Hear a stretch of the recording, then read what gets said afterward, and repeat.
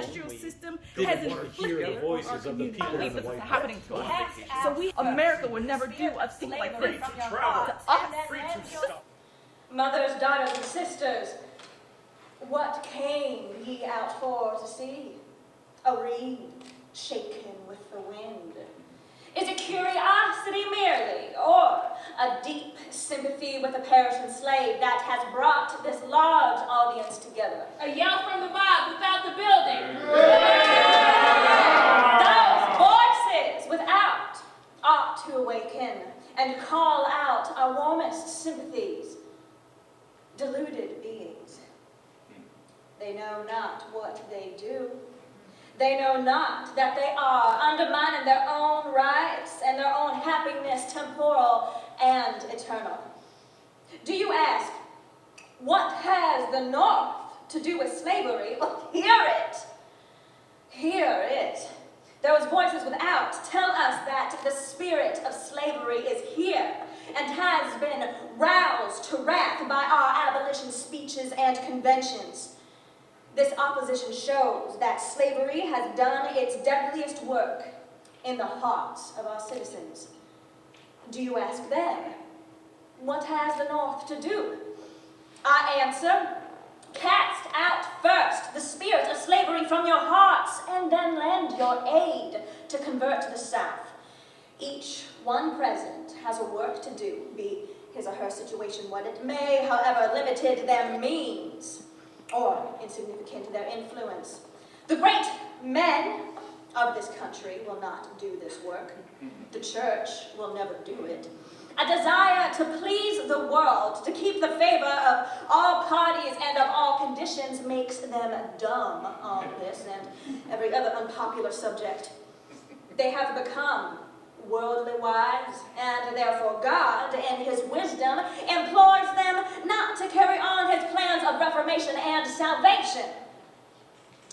As a Southerner, I feel that it is my duty to stand up here tonight and bear testimony against slavery. I have seen it. I have seen it. I know it has horrors that can never be described. I was brought up under its wing. I witnessed for many years its demoralizing influences and its destructiveness to human happiness. I have never seen a happy slave.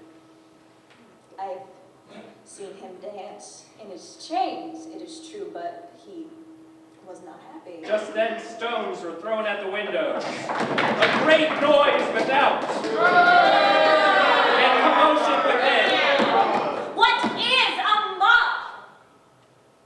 What would the breaking of every window be? What would the leveling of this house be?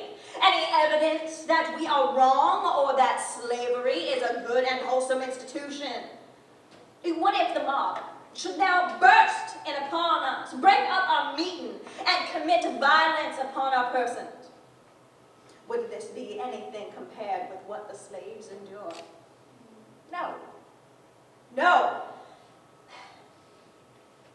Every southern breeze wafted to me the discordant tones, and weeping and wailing, shrieks and groans mingled with prayers and blasphemous curses. But how different do I feel now?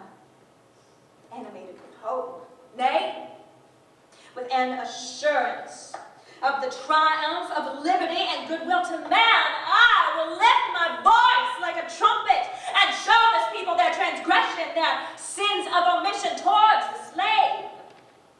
We may talk of occupying neutral ground, but on this subject, in its present attitude, there is no such thing as neutral ground. Shouting stones thrown against the window.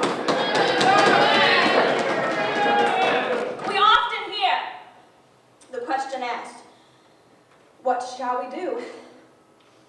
Here is an opportunity for doing something now. Every man and every woman present may do something by showing that we fear not a mob. Women of Philadelphia, allow me as a Southern woman with much attachment to the land of my birth to entreat you to come up to this work. Especially let me urge it to petition. Men settle this and other questions at the ballot box, but you have no such right. Men who hold the rod over slaves rule in the councils of the nation, and they deny our right to petition and to remonstrate against abuses of our sex and of our kind.